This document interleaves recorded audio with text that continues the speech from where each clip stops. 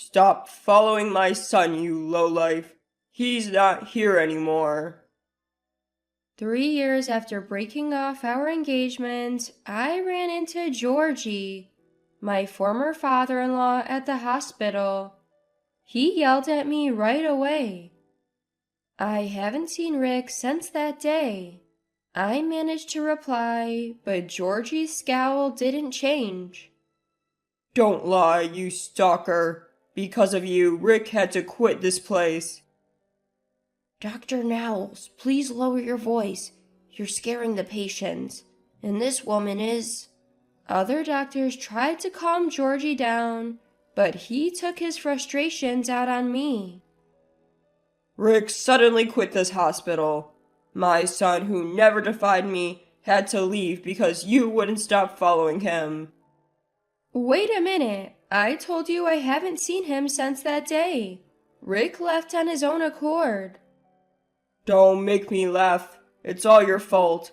Because of you, a child of a worthless mother, my son started defying me. My wife was so shocked she left me. You ruined my family. There's no point talking to this man any longer.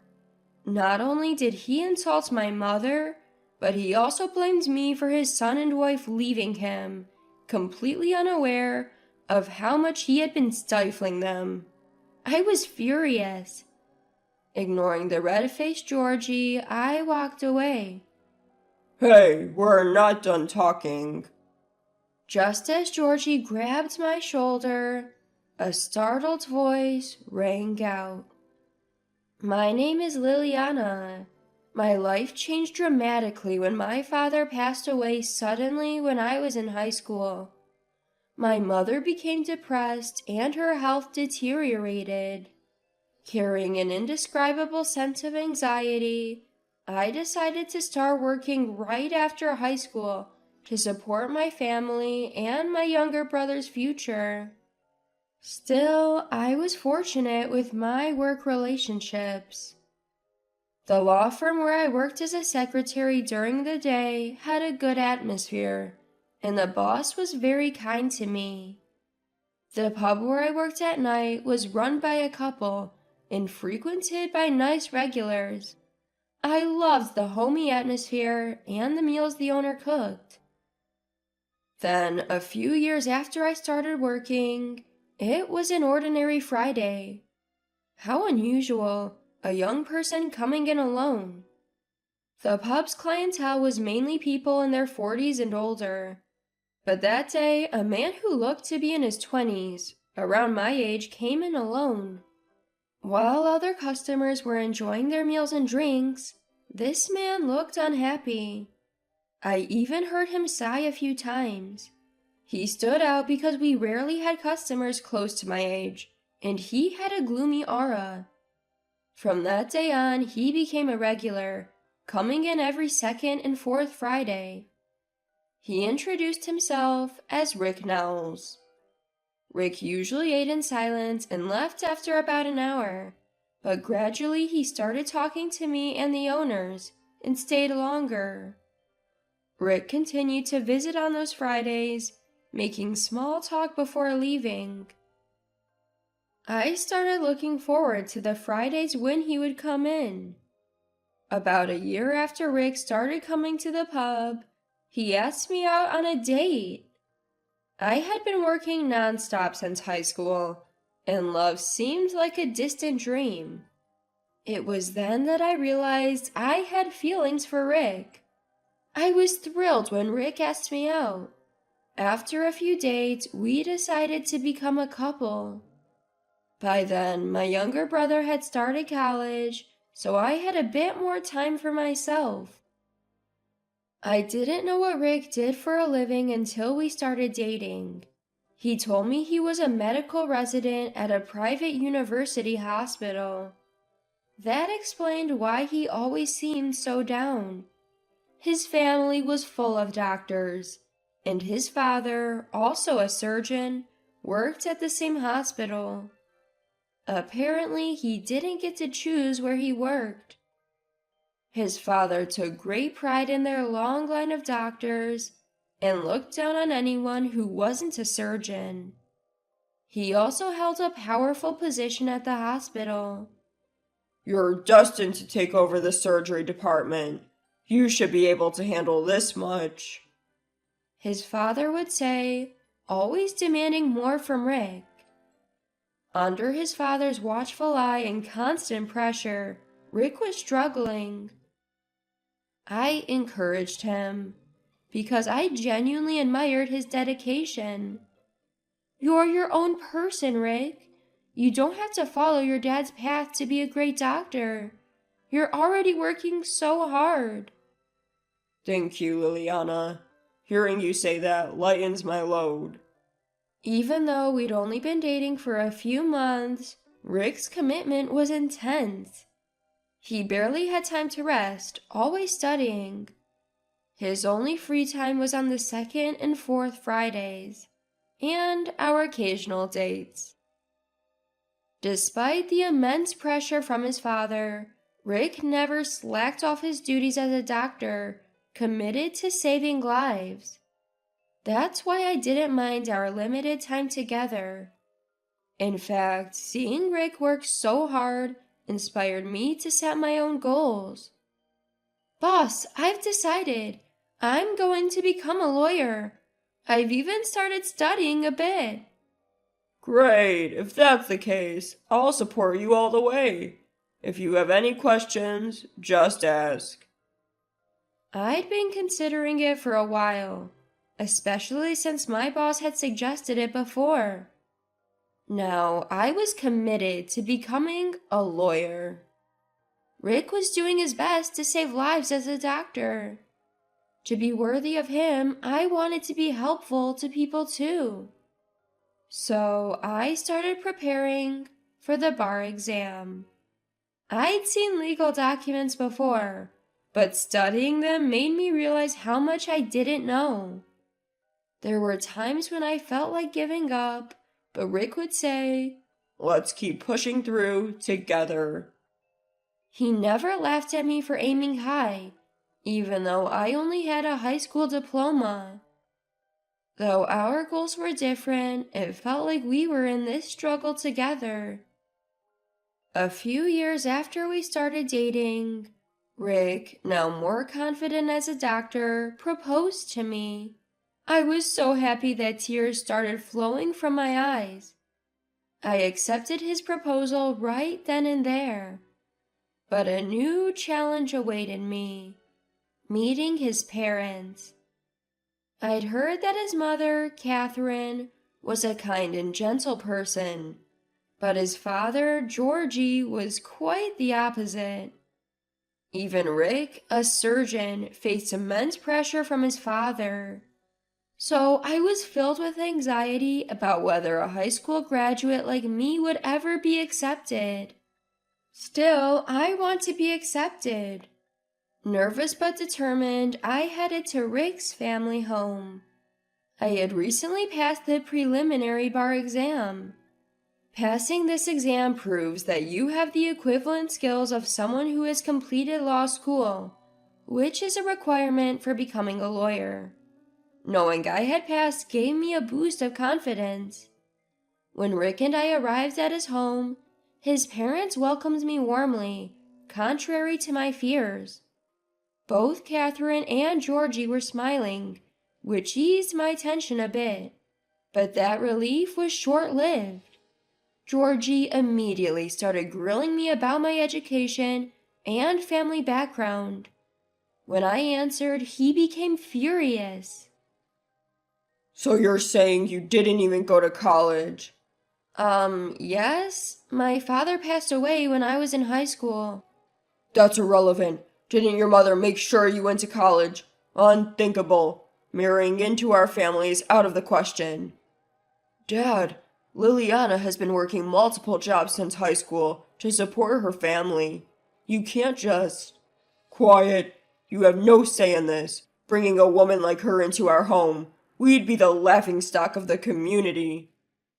"Georgie, that's too harsh." Catherine softly interjected, but Georgie was unstoppable.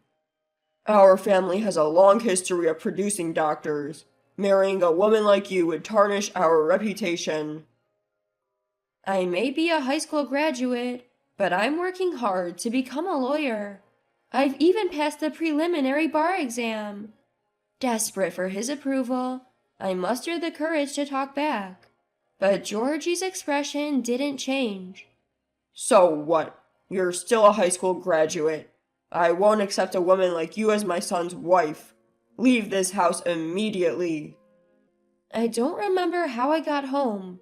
When I came to, I was sitting in my living room. Multiple missed calls and messages from Rick were on my phone. I'm really sorry about today. I'll try to convince them to accept us. I'm sorry for putting you through this. Although many comforting words arrived, my mind was made up. I wasn't ready to be with Rick. The idea of marrying him seemed like a fairy tale. Rick, you're already doing great as a doctor. You'll eventually break free from your father's control. Keep pushing forward. I can't be there to support you, but I'll always be cheering for you. I sent that message and chose to walk separate paths. 3 years passed. I was on my way to a particular place, my steps heavy, because that place was the hospital where Rick worked. If I run into Rick, I'll try to smile. But if I encounter Georgie, the thought weighed heavily on my mind. No, I'm here for work today. I kept telling myself to stay focused as I walked into the hospital.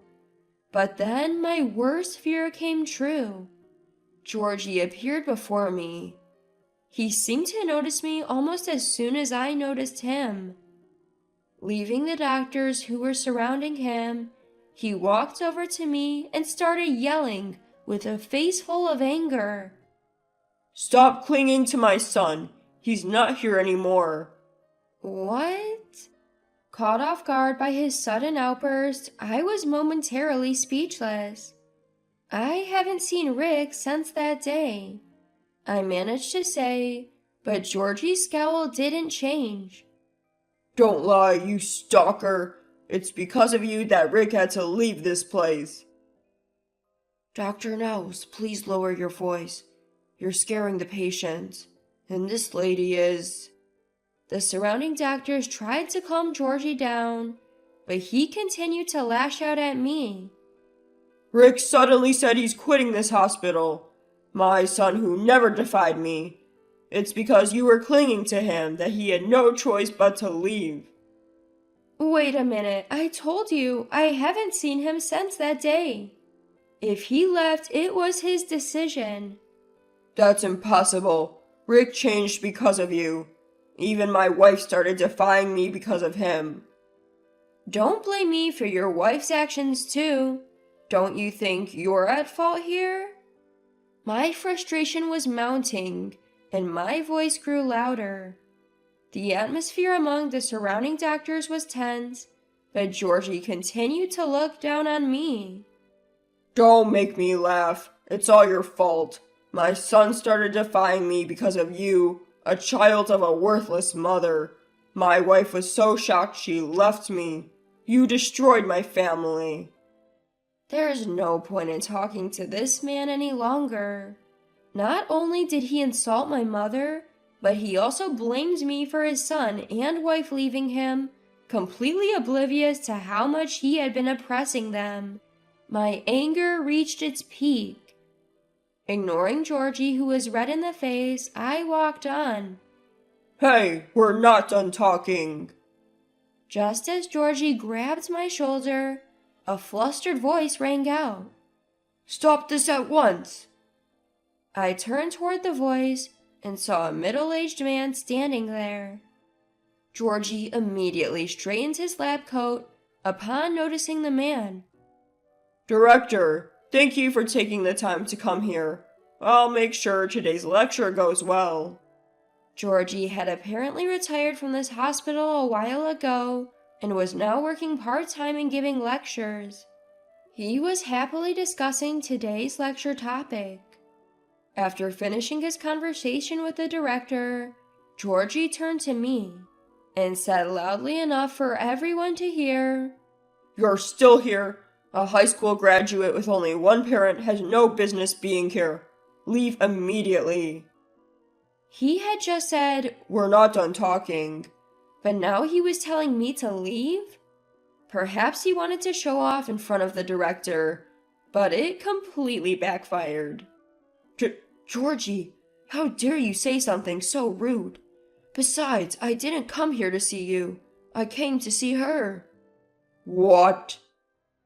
Caught off guard by the unexpected words, Georgie looked stunned. The director shot him a glare filled with anger. She's the attorney handling the lawsuit this hospital is currently facing. How dare you treat her so rudely? A lawyer? Her? Enough! If you continue to be disrespectful, there will be consequences. Wait, director, there must be some mistake.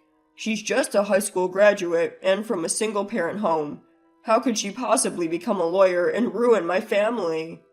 Georgie seemed to be trying to convince himself that I couldn't be a lawyer, but the director was telling the truth. After that incident, I passed the bar exam and became an attorney.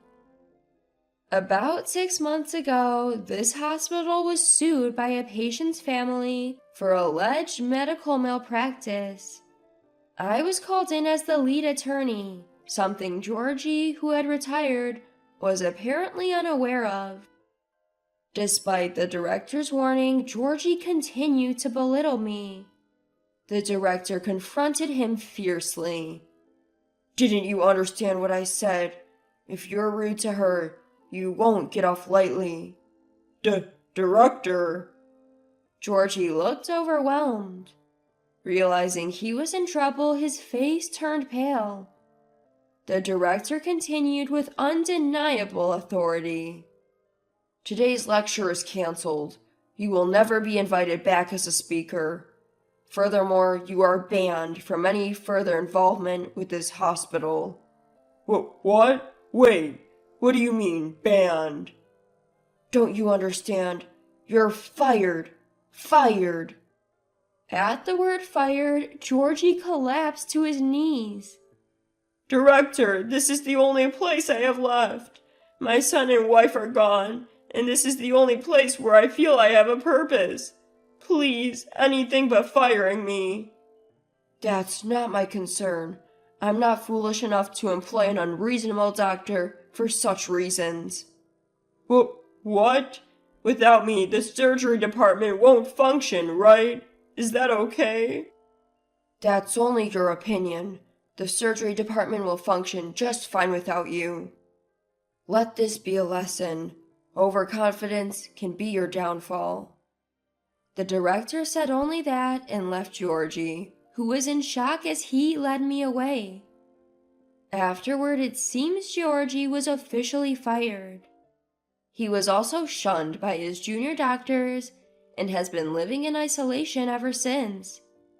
He tried to find another job, but his bad reputation preceded him, and he ended up opening his own practice. However, rumors spread that he judged people based on their education and family background, and he couldn't attract any patients. As for me, I won the medical lawsuit. Not only did I gain confidence, but my reputation as a strong attorney in medical issues also grew.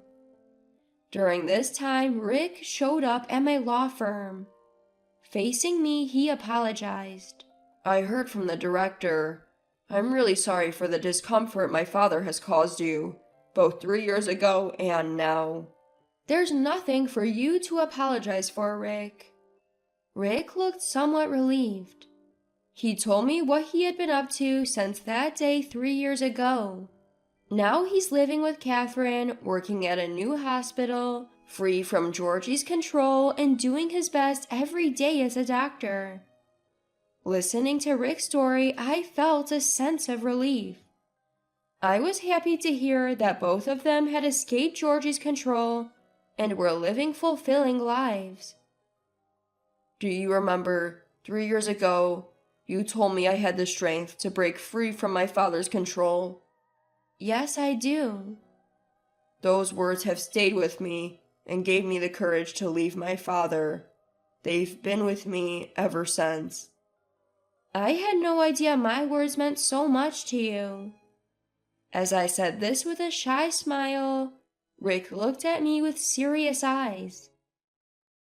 I know this might sound convenient given the circumstances, but would you consider starting over with me?